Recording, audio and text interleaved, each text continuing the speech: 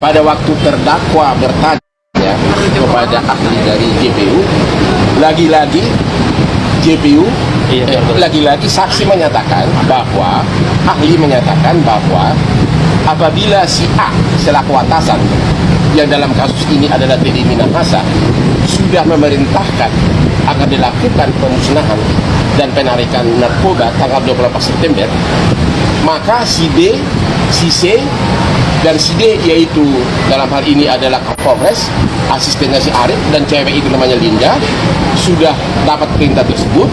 Bahkan Kapolres menyatakan siap perintah laksanakan.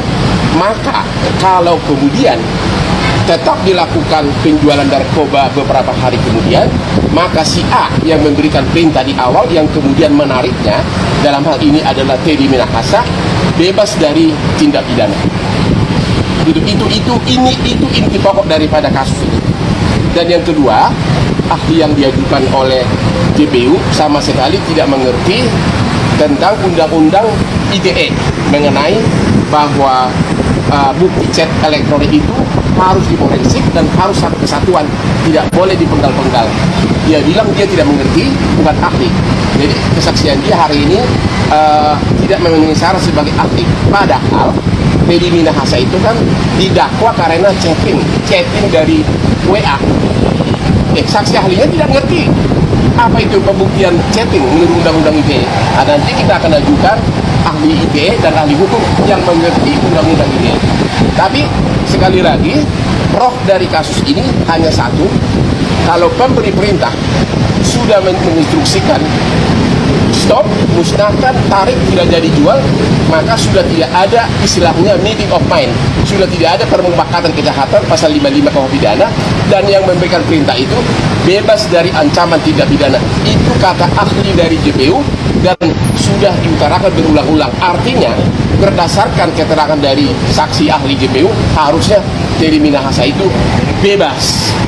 Yang kedua, lagi-lagi ahli juga mengatakan bahwa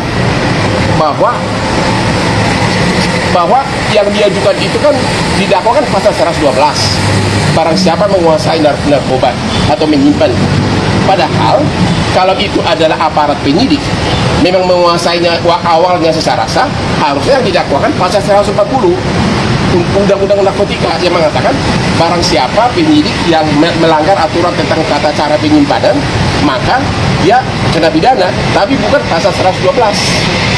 Jadi surat dakwaan juga batal demi hukum kata ahli karena salah pasal. Sama juga dakwaan kedua dari JPU pasal 114, yaitu barang siapa menjual. Tadi kan ahli sudah mengatakan karena sudah ada perintah jangan jual, stop, maka pasal 114 yang didakwakan lagi-lagi tidak kena kepada Teddy Minahasa, harusnya bebas dari hukum. Gitu ya. Harusnya yang didakwakan itu 140. Dan juga dia mengatakan saksi mahkota yaitu Kapolres itu sudah pernah diputus dalam suatu jurisprudensi, itu adalah perkara Marsina, itu melanggar HAM karena Kapolres akan membuat dalil yang menguntungkan dirinya agar dia bebas, yang memberatkan Teddy Minahasa. Jadi semua keterangan ahli dari JPU hari ini menguntungkan JPU. Malah menguntungkan terdakwa Teddy Minahasa, bukan menguntungkan JPU. Kuasa hukum terdakwa Teddy Minahasa, Hotman Paris Hutapea, menyatakan kliennya pantas bebas dari tindak pidana narkoba. Selain hak asasi manusia itu jelas diatur dalam pasal 143 ayat 4 KUHP. Artinya yaitu bahwa terdakwa atau penasihat hukumnya berhak sepenuhnya.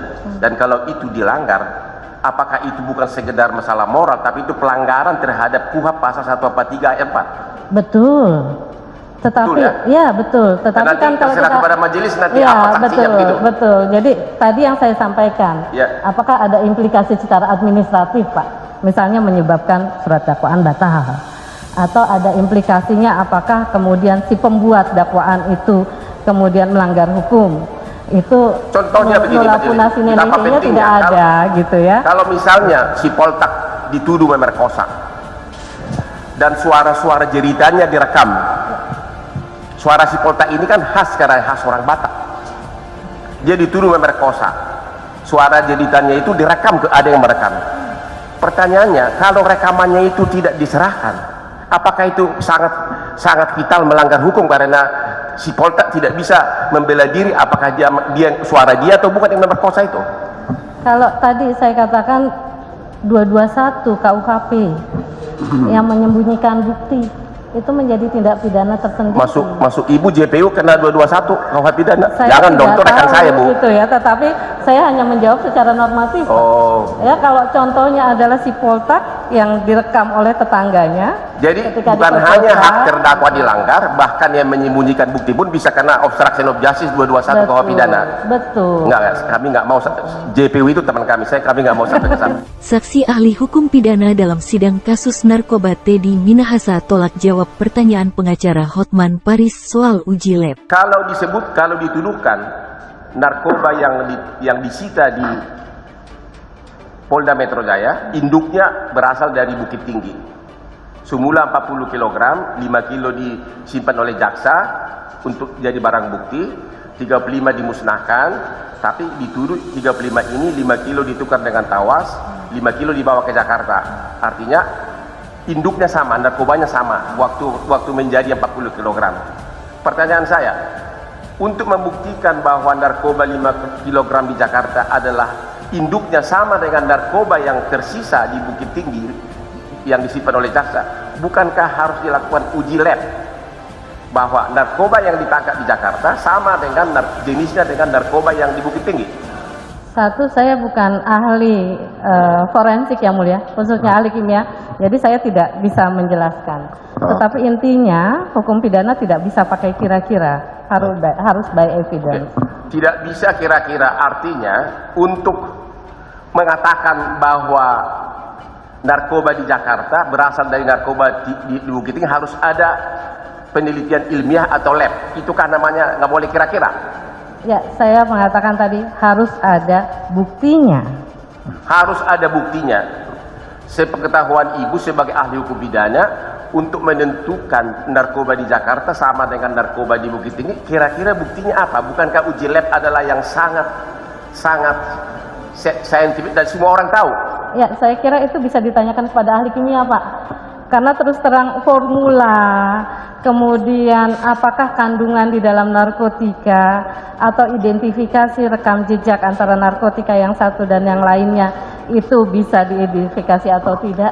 Saya bukan bidang keahlian saya untuk ahli kimia, gitu ya. Baik, ahli ahli diminta menjawab sepanjang ahlinya saja. Kan bukan ahli semua kan? Betul. Ya. Ahli sepanjang pengetahuan spesifikasinya. Kalau nggak bisa jawab, terserah. Kalau bisa jawab. Betul. Namanya juga ahli. Iya Bu ya? Baik, lanjutkan pertanyaan. Jadi saya kira itu, saya tidak tahu apakah dengan kasat mata bisa dilihat atau memang memerlukan scientific evidence, itu bukan bagian dari bidang saya. Tetapi saya mengatakan bahwa dalam hukum pidana segala dalil yang disampaikan harus melalui alat bukti. Artinya, walaupun Ibu tidak tahu bagaimana caranya, harus Ibu berpendapat bahwa harus ada bukti. Betul. Bahwa narkoba yang ditemukan di Jakarta sama dengan narkoba induknya di Bukit Tinggi. Iya. Soal apakah dengan lab atau tidak, Ibu bukan keahlian Ibu begitu. Bukan keahlian. Tapi harus ada bukti. Betul. Tidak boleh langsung spekulasi. Iya.